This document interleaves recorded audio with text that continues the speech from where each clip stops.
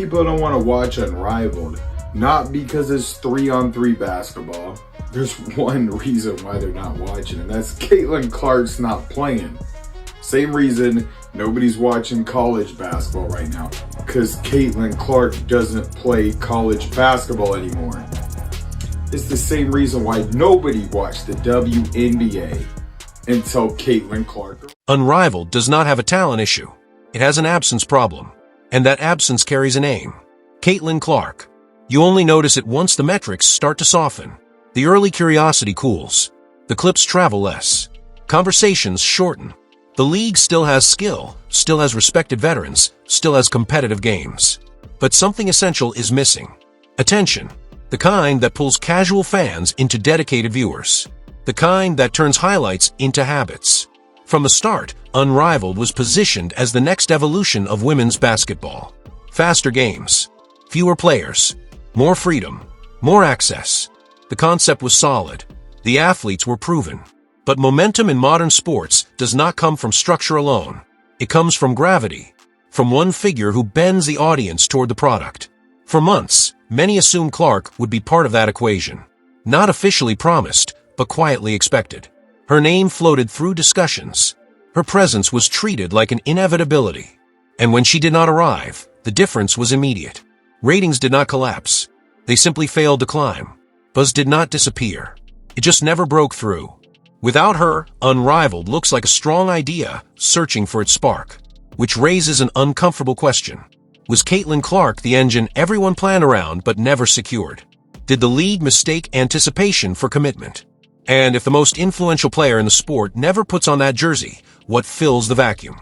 Because in today's sports economy, silence. Pointing it out, like, you name somebody like Asia, you name somebody like Alyssa Thomas, but why aren't you mentioning Caitlin Clark? Like, why aren't you mentioning the person who continues to have the highest viewership, the highest attendance, all of these things, even when she was injured? Because again, she played 13 games this past season. She didn't play very much, but when she was injured and she was still going to away games, she was signing autographs for like an hour before the game even started. Like, you would see on the television, whether it was a home fever game, away fever game, Caitlin Clark would be signing jerseys, signing merch, all of these things. At first, no one wanted to acknowledge it.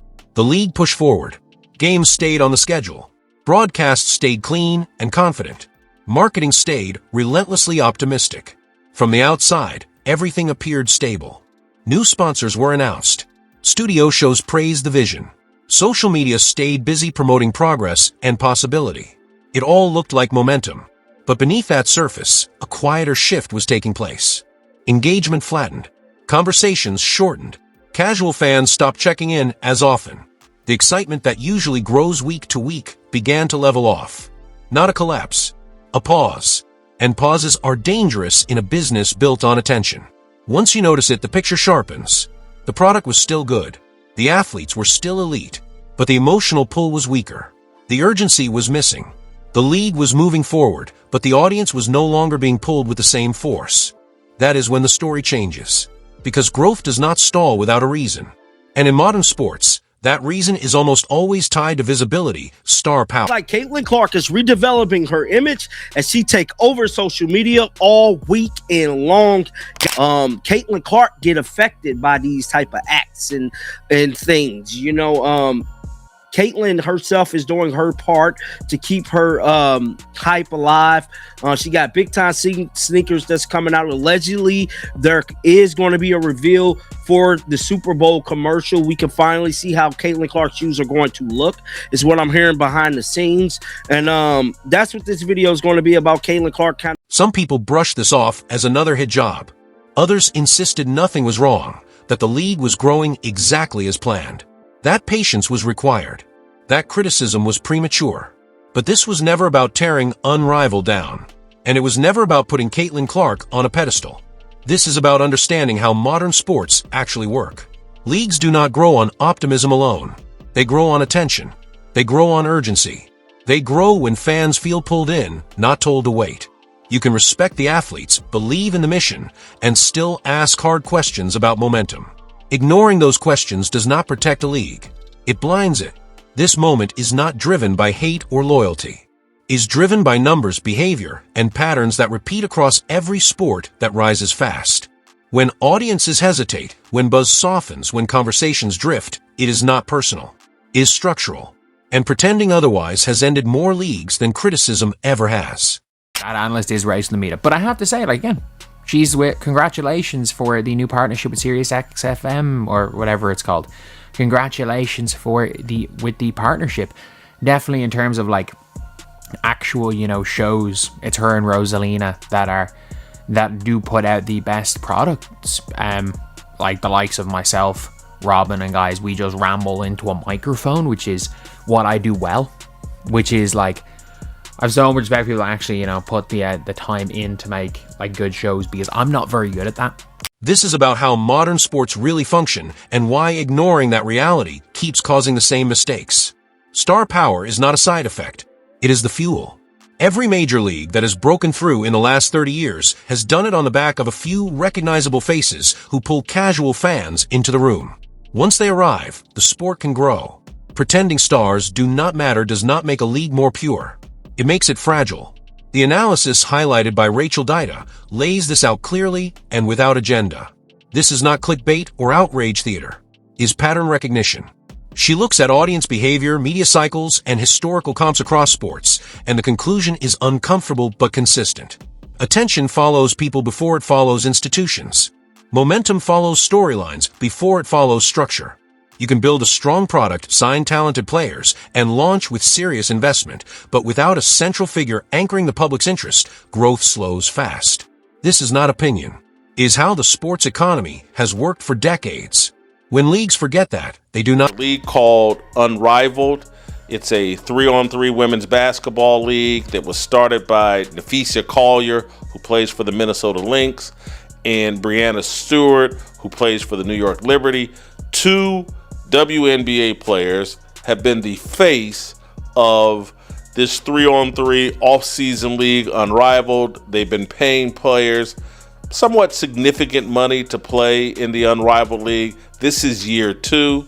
The ratings have absolutely collapsed. This was not someone shouting into a microphone and hoping attention followed. That is exactly why the analysis hit harder. It was calm, measured, and built on numbers, not emotion. And that is where the uncomfortable truth starts to surface. Unrivaled did not fail because the basketball was bad. It failed because expectations were built around something that never fully existed. Catlin Clark. In the months before the first season tipped off, the league's messaging leaned into implication instead of confirmation. Carefully worded posts. Strategic silence. Just enough ambiguity to let fans believe the biggest name in women's basketball might be part of it. That uncertainty fueled curiosity. Early interest spiked. Viewers tuned in not because they were deeply invested in 3-on-3 basketball, but because they thought they were watching the beginning of something historic. Then the truth became unavoidable. Clark was not coming. Once that door closed, the league adjusted quickly. Sabrina Ionescu was elevated as the centerpiece. And in basketball terms, that made sense. She is an elite player, a champion, a proven professional with credibility and respect across the sport. She moves product. She has a signature shoe. She matters. But the market does not respond to respect the same way it responds to obsession. Caitlin Clark pulls casual fans who do not normally watch women's basketball. She drives headlines beyond the sports page. That difference showed up fast. Opening nights still carried energy. The format felt fresh. The one-on-one tournament drew interest because it was new. But as weeks passed, the drop-off became noticeable. The novelty wore off. And without the gravitational pull of the player people thought they were coming to see, attention softened. Not dramatically, quietly. And in modern sports, quiet supporters. Well, we're going to talk about Unrivaled's continuing steamrolling towards a full-on demise of the women's 3x3 basketball league. I got to thinking about something. Let me peel back the curtain. I can remember when the news on this league broke. All right.